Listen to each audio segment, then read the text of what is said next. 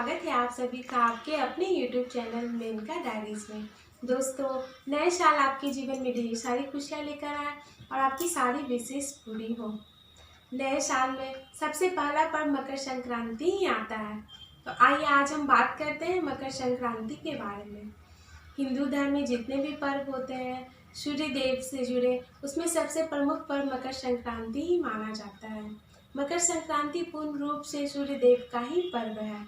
शीत ऋतु के पौष माह में जब भगवान सूर्य धनु राशि से मकर राशि में प्रवेश करते हैं तो इसी संक्रांति को मकर संक्रांति कहा जाता है। वैसे तो मकर संक्रांति हर साल 14 जनवरी को ही आता है, लेकिन कभी कभी चंद्रमा की स्थिति में हेरफेर हो जाने के कारण यह 15 जनवरी को होता है। दोस्तों, पूरे भारतवर्ष में अलग अलग राज्यों में इसे अलग अलग नामों और अलग अलग तरीकों से मनाया जाता है। जैसे गुजरात और राजस्थान में इसे उत्तरायण के नाम से जाना जाता है। जब भगवान सूर्य मकर संक्रांति के दिन ही दक्षिणी गोलार्ध से उत्तरी गोलार्ध में प्रवेश करते हैं तो उसी दिन से दिन बड़ी और रातें छोटी होने लगती हैं और उसी दिन से थोड़ी थोड़ी गर्मी का भी एहसास होने लगता है। इसलिए इसे उत्तरायण के नाम से भी जाना जाता है। तमिलनाडु तथा केरल में इसे पोंगल के नाम से जाना जाता है। आंध्र प्रदेश, बिहार, उत्तर प्रदेश, इन जगहों पर इसे संक्रांति के नाम से जाना जाता है। इसी तरह पंजाब में मकर संक्रांति के एक दिन पहले इसे लोहड़ी के नाम से मनाते हैं। इतना ही नहीं दोस्तों, मकर संक्रांति को भारत के अलावा अन्य पड़ोसी देशों में भी मनाया जाता है। जैसे बांग्लादेश, म्यांमार, नेपाल, इन सभी देशों में भी इसे अलग अलग नामों से मनाया जाता है। बहुत जगह इसे खिचड़ी के नाम से भी जाना जाता है, इसलिए इस दिन खिचड़ी भी बनाई जाती है और उसे दान भी दिया जाता है। मकर संक्रांति के दिन यानी 14 जनवरी को दान का बहुत ही महत्व है। 14 जनवरी को दान का इसलिए भी महत्व है क्योंकि ऐसी मान्यता है कि हम जो भी दान देते हैं उसे कई गुना बढ़कर वो वापस हमारे पास लौट कर आता है। इस दिन स्नान का भी काफ़ी महत्व है।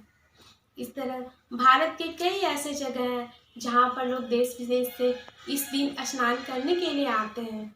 जैसे कि इन्हीं में से गंगा सागर एक है। यहाँ पे गंगा मैया सागर में जाकर मिली थी और गंगा सागर में साल में एक बार सिर्फ मकर संक्रांति में ही यहाँ भारी मेला लगता है और हर जगह से, हर देश से लोग यहाँ पे स्नान करने आते हैं। उन लोगों की ऐसी धारणा है कि यहाँ पे स्नान करने से उनके सारे पाप और कष्ट दूर हो जाते हैं और उन्हें 1000 गाय दान देने का भी धर्म फल प्राप्त होता है। इसी तरह प्रयागराज में भी लोग हर जगह से आते हैं यहाँ पे मकर संक्रांति के दिन स्नान करने के लिए। उन लोगों की ऐसी मान्यता है कि इस दिन अगर प्रयागराज में आकर वो स्नान कर लें तो उन्हें कुंभ में स्नान करने के जैसा महत्व मिलता है। इसी प्रकार हरिद्वार में भी जगह जगह से लोग स्नान करने आते हैं क्योंकि गंगा मैया मैदानी क्षेत्र से सबसे पहले हरिद्वार में ही जाकर मिली थी। इसी प्रकार अन्य राज्यों में भी और कई जगह हैं जहाँ पर भक्तजन इस दिन स्नान करने के लिए मुख्य रूप से जाते हैं। जैसे ऋषिकेश, सुल्तानगंज, काशी नगरी, इन जगहों पर भी भक्त लोग अलग अलग जगहों से स्नान करने के लिए आते हैं और इन सभी जगह पे दोस्तों इस दिन यानी मकर संक्रांति के दिन बहुत भारी मेला लगाया जाता है। इन जगहों पर मेला का आयोजन भी किया जाता है। इतना ही नहीं दोस्तों, इस दिन तिल और गुड़ खाने की भी प्रथा है। ऐसी मान्यता है कि भगवान शनि अपने पिता सूर्य देव को प्रसन्न करने के लिए तिल से ही उनकी पूजा की थी, इसलिए इस दिन तिल गुड़ खाने का भी बहुत ही महत्व है। दोस्तों, इस दिन पतंग उड़ाने की भी प्रथा है। यह मान्यता, रीति रिवाज जो भी कहें, पतंग उड़ाने का भी धार्मिक कारण है और इसका साइंटिफिक रीज़न भी है। इनफैक्ट जितने भी रिलीजन है वो सभी किसी न किसी साइंटिफिक रीज़न से इंक्लूड है, बट हमें पता नहीं होता है। जैसे हम जब भी पतंग उड़ाते हैं तो खुले आसमान के नीचे उड़ाते हैं और इस दिन यानी मकर संक्रांति के दिन सूर्य की किरणें काफ़ी प्रभावी होती हैं, उनमें पॉजिटिविटी रहती है और उस दिन विटामिन डी की भी भरपूर मात्रा में देखने को मिलती है। हम लोग सारा दिन पतंग उड़ाते हैं इससे हमें सूर्य से विटामिन डी भी प्राप्त होता है भरपूर मात्रा में, जिससे हमारी जितनी भी स्किन डिजीज़ हैं या फिर सर्दी जुकाम है, उन सभी बीमारियों में काफ़ी हद तक फ़ायदा देखने को मिलता है। इसलिए 14 जनवरी को ही जितने भी शुभ काम की शुरुआत की जाती है, 14 जनवरी को साल का सबसे महत्वपूर्ण दिन माना जाता है।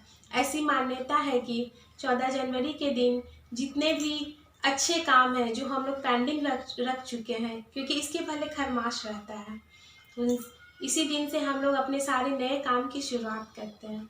दोस्तों, इसका वर्णन महाभारत काल में भी देखने को मिलता है कि जब भीष्म पितामह तीरों की सैया में सोए हुए थे, तो वो इसी दिन का इंतजार कर रहे थे अपने प्राण को त्यागने के लिए, क्योंकि मकर संक्रांति के दिन भगवान सूर्य उत्तरायण में प्रवेश करते हैं, तो शुभ दिन की शुरुआत हो जाती है।